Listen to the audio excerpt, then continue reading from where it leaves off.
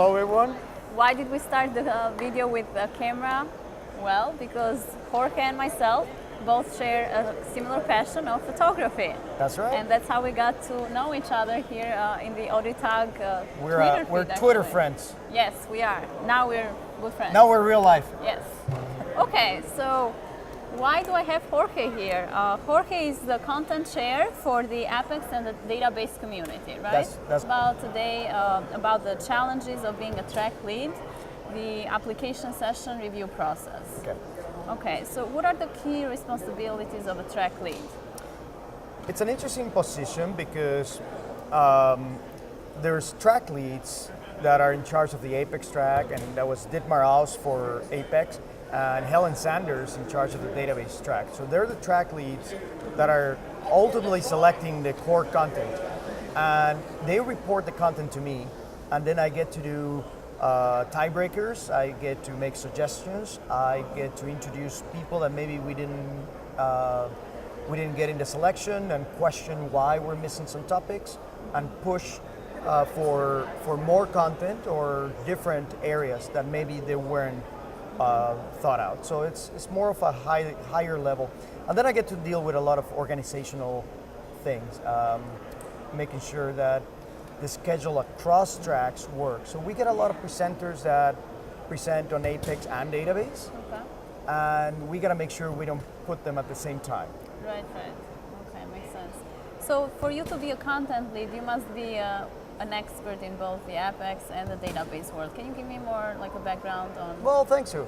I've been working with the Oracle database since 1995, so it's been a while. And at first, I was just a core Oracle developer doing SQL, PL/SQL, Oracle Forms. I work with Oracle Apps, e-business suite, which is a very large software from Oracle. And at some point, I got to see Apex, and it was a breath of fresh air, and I was ready to make a change. But the thing about Apex is that it's based on the Oracle database. So all my skills as a SQL, PL/SQL developer translate and continue. And since I made that switch, now it's been several years, I focus on Apex type of projects. Okay. And it's good to see, because in this year's conference we had 54 or 55 sessions. That's right. Focused on. It's a lot of content. I don't know if some of you can identify, but trying to select what you're gonna watch, it's quite a challenge. We have a lot of excellent sessions. And yeah, it's 54, 55 sessions for Apex, and about the same number for the database track. Give one or two. So you have more than 100 sessions to choose from, because if you do Apex, you really could identify with any of the database track sessions. Mm-hmm. And a lot of the people on the database track, they also do Apex. They may not be their main job, but then they do a little bit. So there's a lot of cross-track. Okay, so back to your role. How much time do you spend, into reviewing, into coordinating? Yeah. Well, we actually started working on this conference 8 months ago. We had a kickoff at the last Kscope in San Antonio. We had our, San Antonio? It was San Antonio. So many Texas. Kscopes though. Yeah. How many have you been to? This is my second. Okay. How about yours? This is number 7. Oh, wow. Okay. I think this is 7. Anyway, so we had our kickoff meeting, and then we started having meetings every 2 weeks. Mm-hmm. We would have an hour or 2 hour long meeting going over a lot of details. And as we got closer to finalizing content and getting close to the conference, we started having meetings every week. Now, those meetings were to report the work we've done. So we're reporting, how's the content coming along? Yeah. How's the selection going? Is the schedule ready? Choosing hands-on labs, all sorts of decisions. Okay. Yeah. So I'm curious, how many abstracts were actually submitted for database and That's a great Apex? question. There were about over 150 on the Apex side. Okay. And I think we crossed the 200 mark for the database track. Oh, wow. The database is very hard to get in. They may have reached 210 or so. Mm-hmm. So together, both teams are looking at 350 sessions to select it. So only 1/3 are actually selected. Yeah, it is very hard to get accepted at Kscope. However, I want to say that we really try to get new presenters and first-time presenters. So we're not always looking for the most advanced or more complicated topics. We get people of all sorts of experience, and we try to have really good content for all of them. Yeah, so I was going to ask, how do you balance between previous presenters and experienced presenters and new presenters, also women presenters as well? Absolutely. I think first on women presenters, I wish we would get more. We don't get enough to choose from. And I think most of the ones that do present, they do a fabulous job. I think they're very good at explaining concepts, and they're very capable developers or technologists. To get beginners, we're focusing on having what we call a beginner track within each of the tracks. So, and actually next year we may formalize it a little bit more, where we can tell you, if you want to learn Apex, we'll get you from the beginning to being proficient at Kscope.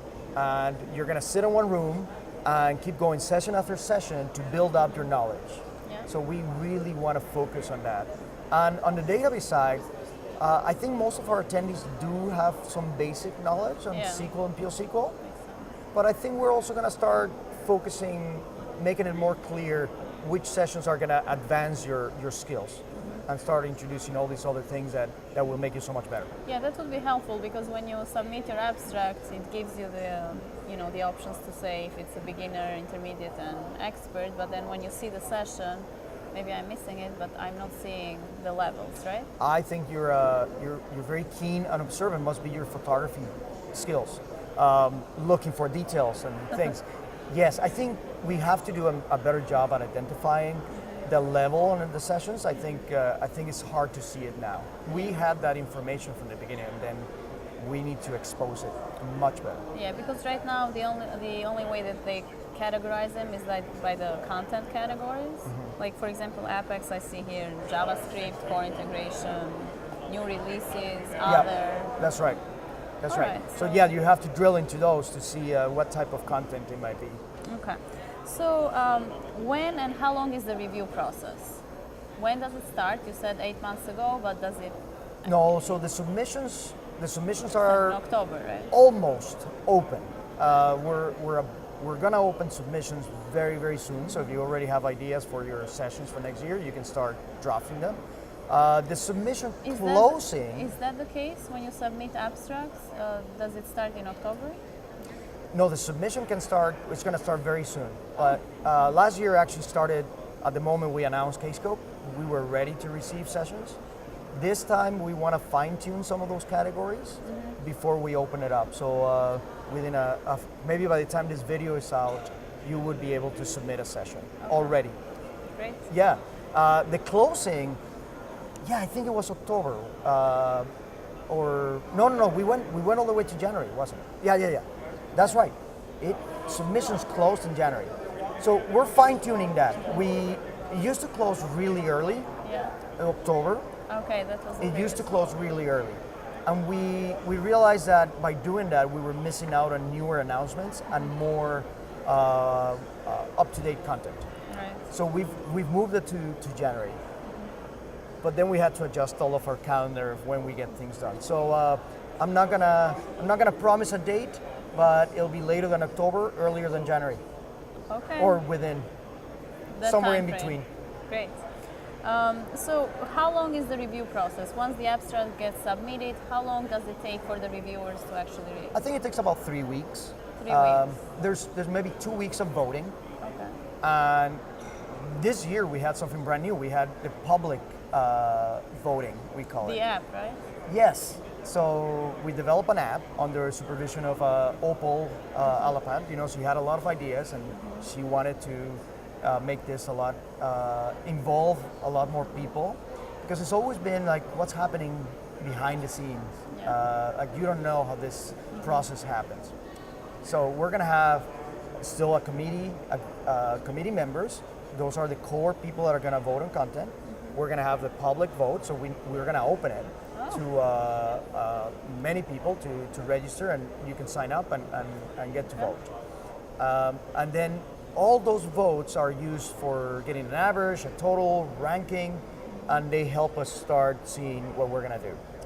The public voting, because it's something new, we're fine-tuning how we use those values, but at the very least, they've been used for tiebreakers. When you have similar topics, we see what does the public want? To wait. What does everybody want to see? And that's how we try to choose the best we can. Now, how do you select the reviewers? Do they volunteer? Do they have to sign up on their own? How do you select the reviewers? The core teams on the committees, they're selected by the track lead. So a track lead has the freedom to select their team members. And we try to get brand new people involved all the time. But there's always a continuity. So I like the continuity because we get this concept of what type of content we want to select.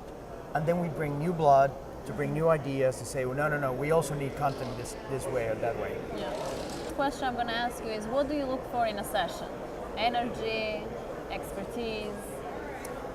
When we're selecting or when we're presenting? When you're selecting, because you have to review the presenter as well, the background, if the person has given any other presentations before. That's right.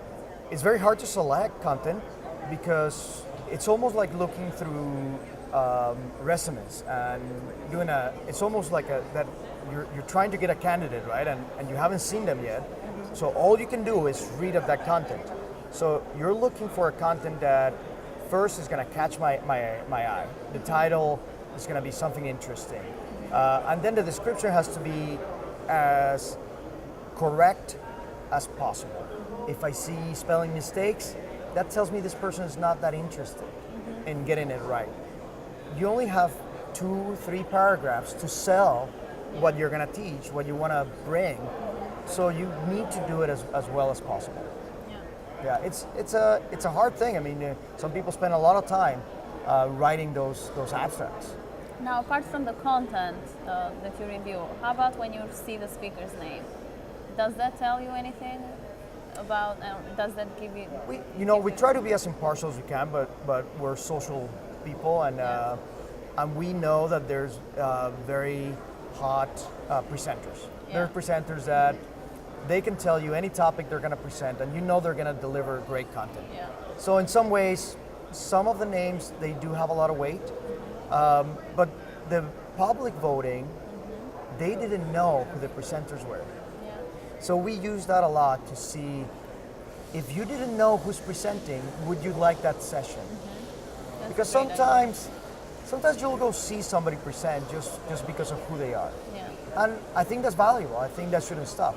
But at the same time, the sessions need to have merit on their own. They need to be things that are of interest, are relevant, and they bring excitement. All right. So for next Kscope, are you still going to be the track lead? That's right. I'm going to be a content chair again. Content chair. Yeah, I'm going to be content chair again, and Dietmar and Helen are also going to be the track leads for Apex and Database. So I'm excited about that because this was my first year doing it, and I was trying to learn. I was trying to figure out what things I could do and what my role was. And now that I have a much better idea, I think it's going to be a smoother process. Maybe I'm going to. I don't know if I'm going to spend less time, but maybe I'm going to stress less. That's a valid point. All right, everyone. Well, thank you, Jorge. Thank you very much. It was a pleasure This was interviewing you. very enjoyable.